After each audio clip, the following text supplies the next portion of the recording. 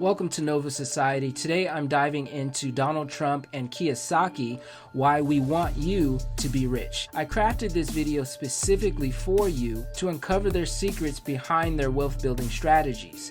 Now the video is old, however, the concepts and the wealth building strategies are still relevant today. So you're basically saying there won't be a middle class, and if there isn't going to be one, you may as well be on the rich end. That's correct. Of society. That's correct.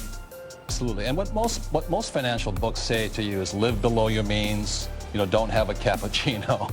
If you have the opportunity, one of the lessons in the book is go back to school. Yes, but also I learned finance on the streets where he learned it at Wharton. Right. So it's still possible to learn. Is it always about being rich or doing something in this world that doesn't just bring us money, but doing something to give back or making an impact somehow, whether it's a building project or a corporation or something of that sort? Well, hopefully, but that's why we wrote this book together. We don't really need the money, but we are concerned about the economics of our country. Explain for us, Robert, how there is no middle class anymore. What do you mean by that, and what quantifies and qualifies somebody as being in the middle class? Well, there's many reasons for that, but the middle class is not getting ahead. The rich are increasing, but the tax laws are written against the middle class. So we just got together with The disappearance of the middle class. Robert Kiyosaki discusses how tax laws disproportionately affect the middle class, emphasizing the importance of learning financial strategies to move upward economically. This point about the middle class disappearing is a wake-up call. It's clear that without financial literacy, staying in the middle class could mean falling further behind in a system that rewards the prepared. Can't change the tax laws right now, but we can change people.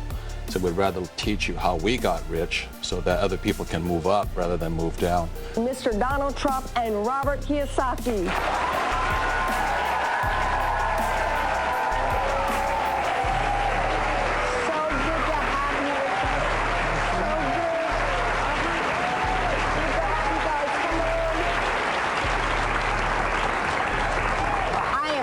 That you're with me.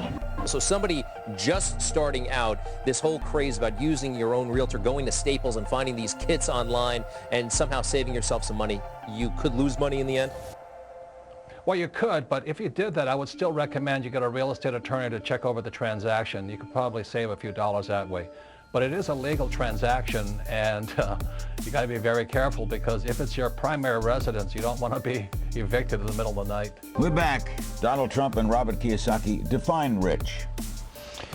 Well, look, rich is a state of mind more than anything else. If you feel you're rich, and if you're happy, and if you have a wonderful family, you're rich. And this doesn't just have to do with money. Donald Trump's insights on wealth and influence.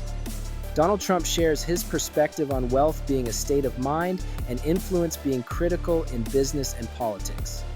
Trump's perspective on wealth as a state of mind is fascinating. It reminds us that while financial independence is crucial, the real power lies in understanding how to wield influence effectively. Define it financially. Forbes defines it as $1 million a year in passive income, whether you work or not. That's a specific definition of it. Sometimes it's daunting. Education beyond schooling.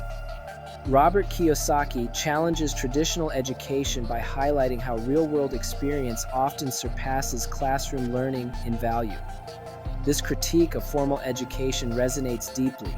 Learning from real-world experience often equips us with tools we can actually use, especially when it comes to building wealth. To say I have a credit card with fill in the blank $10,000 on it, and it has a 30% rate, so that's got to be the first one I tackle. When I have one with $800 on it at a 5% rate, maybe I just pay that first so I can feel that sense of achievement and progress. I agree with David. Interest rates are important, but the way my wife and I did it was we had like 15 line items we had to go through. We took the first one we could pay off the fastest. Defining rich, passive income, and financial freedom. Donald Trump and Robert Kiyosaki contrast wealth as financial independence versus a mindset of happiness and freedom. This discussion about wealth is thought-provoking. Financial freedom and passive income create opportunities, but true richness also comes from having the freedom to live life on your terms. We hung it on our refrigerator, and when we paid that thing off, we drew a line through it. And we kept drawing lines through it. So I didn't go after the interest rate, which is good to do. I went after which one can I attack first, and I do mean attack. Robert, where is all of this going? It seems that it is high political season to sort of target the rich, make them look bad. You're saying that we should be pursuing becoming rich ourselves and not bashing those who already are. Do I have that right? That's my example. If you think the government's here to help you, I think you're badly mistaken, and I think there's no difference between a Democrat or a Republican. They both come from the same bolt of cloth. You look at John Kerry and George Bush. They went to the same school, belonged to the same societies, and they, as you and I know, it's the political action committees that determine which way the votes go. So I really feel for the poor and the middle class simply because they have no representation in Congress.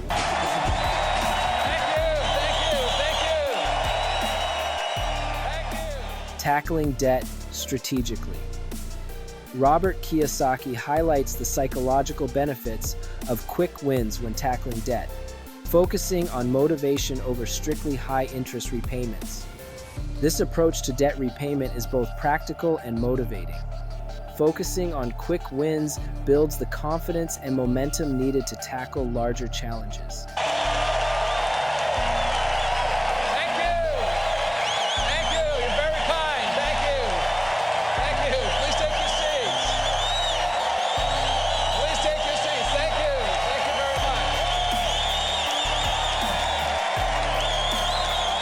In the world of business, it's another thing my rich dad pointed out to me.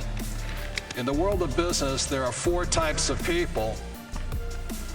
And E stands for employee, S stands for small business or specialist, B stands for big business like Bill Gates, and I stands for investor. Our school systems do a pretty good job of educating us for here. So my poor dad always said to me, son, you go to school so you can get a job. So that's an employee's mentality. Good benefits, 401k, retirement plan, blah, blah, blah. My mother, on the other hand, and I used to argue with my dad, I don't really want a job.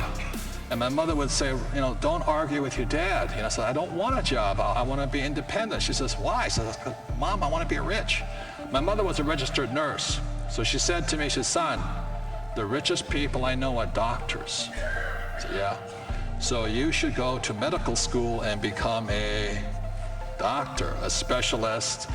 S stands for smart people, all this stuff. I said, Mom, there's only one problem. She says, what's that? Doctors are smart. She says, you have a good point there. You shouldn't do that. The 4 types of people in business. Robert Kiyosaki introduces the ESBI framework, which categorizes people as employees, small business owners, big business owners, and investors. He encourages a shift toward the latter 2 for long-term wealth. This framework is eye-opening. Moving from an employee mindset to thinking like an investor is a critical step toward achieving financial freedom. I was horrible at school. I'm Robert Kiyosaki, author of Rich Dad, Poor Dad. I'm sitting here with my youngest protege, the future. This guy is going to be bigger than Bill Gates or the guys at Google and all this. And this is young John Paul. We're in Texas. How old are you, John Paul? I'm 11 years old. 11 years old. And how old were you when you read Rich Dad, Poor Dad? I was about 7 years old. 7 years old? Yes. And have you read almost everything so far? Yes, just that. Have you played everything? Have you played my cash flow games? Yes, I have. Okay, now tell the people at home what you've learned so far that's different than what they teach you at school. Well, I learned just about, I learned business skills that I need, that you need in real life to succeed and to do well in business and investing. And I learned all the things that I know about money. That is my one source and the only source I need. Oh, no, that's not good. Good answer, but there's other people. Well, there's a lot of people who want to help so-called the poor. The trouble is they don't know the poor. There's no relationship.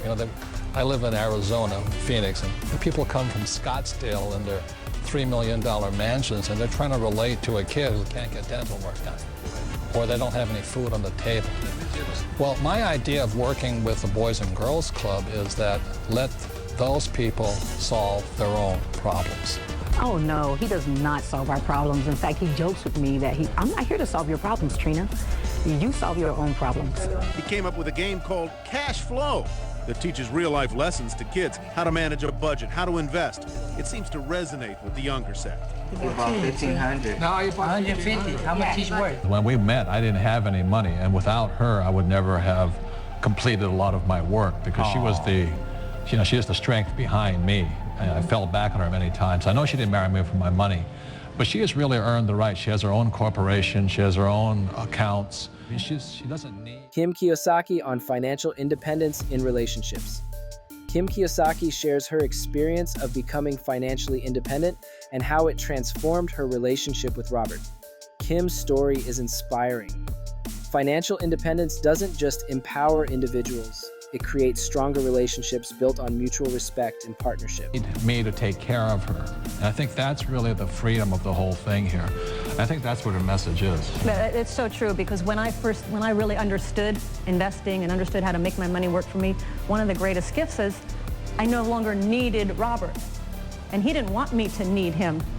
I desperately wanted him, but I didn't need him. And so what happened is the relationship got so much stronger because we got to choose to be together just because we wanted to be together, not because there was any kind of dependency.